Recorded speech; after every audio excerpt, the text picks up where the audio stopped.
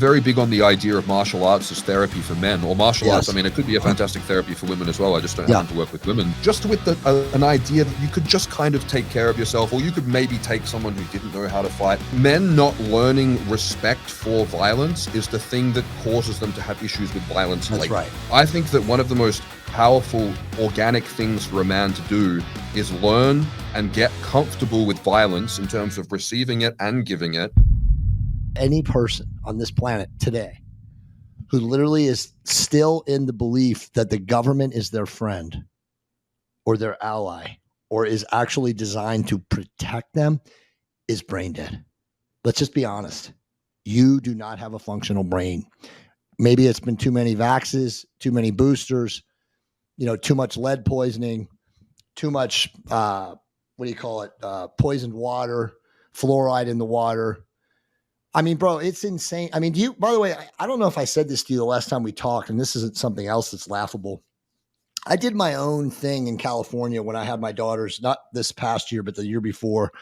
I interviewed 10 dentists in the San Diego area, local to where my house was in Murrieta. And I asked them about the poison aspect or the poisonous aspect of fluoride. Do you realize that of the 10 dentists that asked them about fluoride, not a single one of them had any idea that fluoride was bad for you? I swear to God in my life.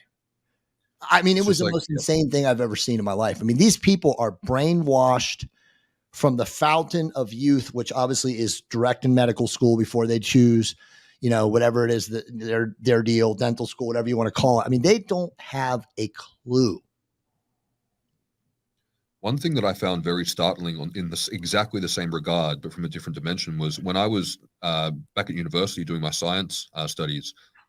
When I would ask psychiatrists about the long-term side effects and how SSRIs actually work, right?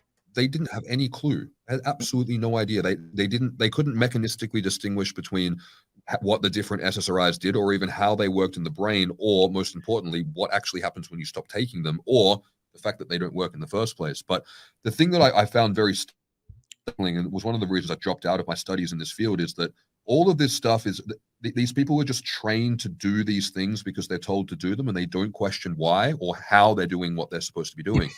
And that was the part that's one of the reasons I dropped out, because I was like, this isn't how you heal the brain. This is how you enslave and poison entire world's mind. It was truly mind blowing.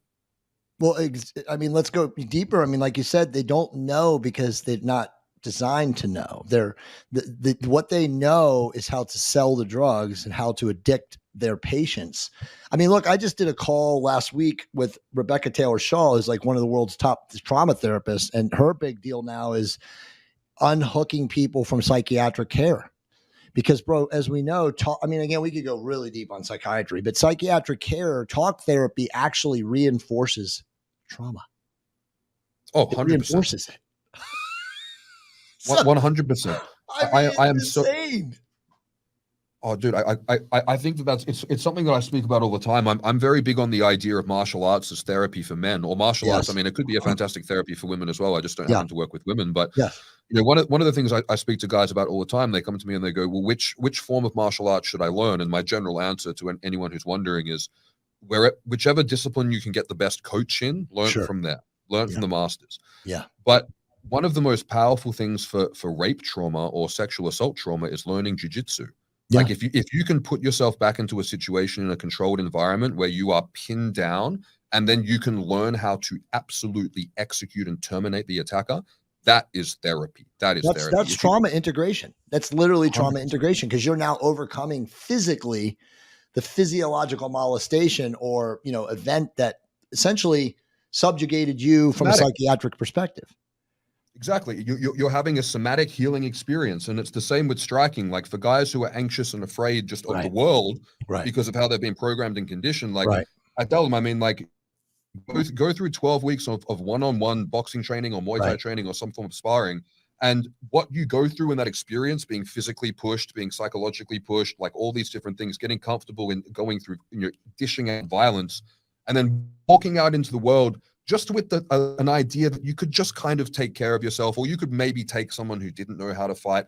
That completely changes the way that you carry yourself through the world. And that is so much more effective for men than going for 12 weeks of talking about your feelings and then just feeling like you're completely fucking broken.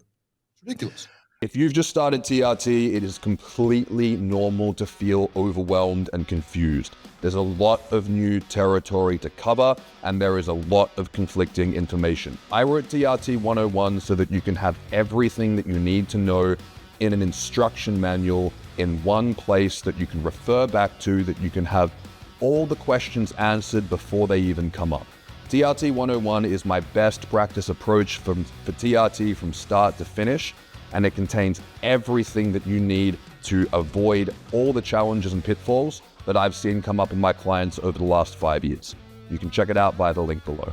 Bro, I love you. You just made me laugh. I almost vomited in my mouth when you're saying you could take somebody that doesn't know how to fight.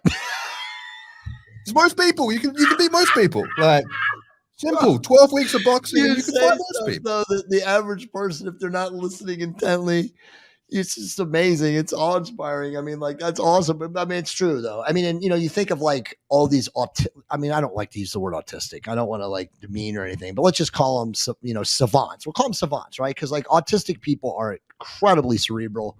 They have insane high functioning motor neurons, but they're obviously broken emotionally because of, I mean, look, let's just say it. We know why they got autism. Their parents gave them autism because their parents weren't conscious enough to realize that they could have said no. Or keep saying no, right? So, without going any deeper, for those poor bastards that have autism, this is what they need. Exactly what you said. They need martial arts training. They need to learn a physical discipline because let's just be honest, they can't play in team sports, right? I mean, they're not wired to play in team sports. It's the way it is, right? So it's like nothing against them. It's just the way they are. But yeah, dude, they can absolutely learn one-on-one fighting, combat skills. I mean, they can even Tai Chi. I mean, something that can harness that masculine energy that, as you know, which we've talked about many times now, is literally from the top level of the dark side, call them the sons of Belial, are suppressing it. This is like an anti-masculine energy form on this planet right now, and they do not want strong masculinity. They don't want it at all because it's a threat to the order of their control structure. And they've stigmatized men getting together as gay. So that's the other best psyop against it, is going, oh, you're a grown man and you like wrestling with your friends, that's gay. Oh, you like getting together and hanging out with your friends and talking about guy stuff, that's gay. It's like it's the ultimate psyop to just the dregs of what may remain in terms of a guy's psyche, and then just giving this below the belt insult to make him feel self-conscious about things that are actually extremely important to his physical and mental health. I think is just such a shame, and it's been so effective. Because when I look at things like martial arts, it's the grown-up equivalent of boys wrestling, which is them basically getting into that state and learning what their boundaries are and learning what happens when you do these things. Yeah. One of the most powerful things about learning martial arts is realizing that you don't know shit about fighting, and getting hit sucks. Like the guys 100%. Who I see out there picking fights, like I was a DJ in a nightclub for a few years. And I was, stone cold sober. It completely got me off drinking. When you see drunk people, oh my God, never drink again. Well, but I want to talk about that. I want to talk about that. Not right now, but I want to talk about that. But keep going. Oh man. But the thing that you see with people picking fights is the guy who starts the fight is always the guy who doesn't know how to fight. That's exactly right. That's exactly right. And men not learning respect for violence is the thing that causes them to have issues with violence later. That's right. That's right. So it's such an important thing that guys learn and go through with their male friends. And I think that it's interesting that you brought up the word autistic, because the opposite word to autistic by definition is organic. Exactly. Autistic means inorganic. Right. So I think that one of the most powerful organic things for a man to do is learn and get comfortable with violence in terms of receiving it and giving it. That's right. From a master who's done it before. That is how all our male ancestors got through from the beginning of time up until now. Every single man in your bloodline did that, and now you can too. Bro, literally. And I want to go deeper on this, and I do want to get back to alcoholism too, and just alcohol itself, because you and I can really make a really resonant message about this. But bro, you and I know growing up, you hear the term old man strength, right? So when you're like a young man, you're an adolescent boy or a man, and you're you know, guys like us were athletes. We played sports. We wrestled. We fought. We were on the streets, whatever. You would always one day, like for me, it was like I would be playing basketball. I was really good, but I'd be always playing with a lot older guys. And this is, you know, I don't know if I've told you this story before. And if I have, I apologize. I don't think I've told you this, but I was literally 13 years old and I was playing against probably guys in there that were 20 to 25. It was on open court. And this is in like upstate New York. I mean, almost every guy was either, you know, 20 plus, and most of the guys were, you know, brothers, and they were good. And I was good, right? But I was 13.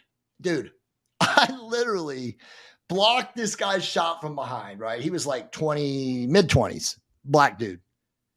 And as I turned to go run back up the court, the guy literally was like, bam! I mean, he hit me so hard. This is how crazy it was. Didn't knock me out. I'll say I didn't get knocked out, but I went down, I got up, and I was like, what the fuck? And my buddy was there. His name was Mark Starcheski. I'll never forget. I don't know where this guy is, but like literally he was looking at me. He's like, bro, your mouth is all cut. He's like, we got to go. And so I was like, sorry guys, subbed out. Somebody got me, picked me up, and I went home. Dude, I had the guy's ring embedded in my gum line. He literally put his ring in my gum line, right? So my mom's all freaking out, you know, whatever. I went to the doctor. They pulled it out. They gave me some stitches. Oh, well, right? The point of that story is that doesn't happen today. We don't have our youth and our children and kids out on the street learning about old man strength, learning about like the rite of passage, like respecting your elders. You know what I'm saying? Like, I mean, I literally was just this 13-year-old kid and I thought I was a tough guy or whatever. And I blocked this dude's shot from behind and he literally was like, motherfucker, I will teach you a lesson. And he did. And he put a ring in my face, right? Or in my gum line. But it's like, that's not learned today. People do not learn this. Kids are not out there fighting in the streets.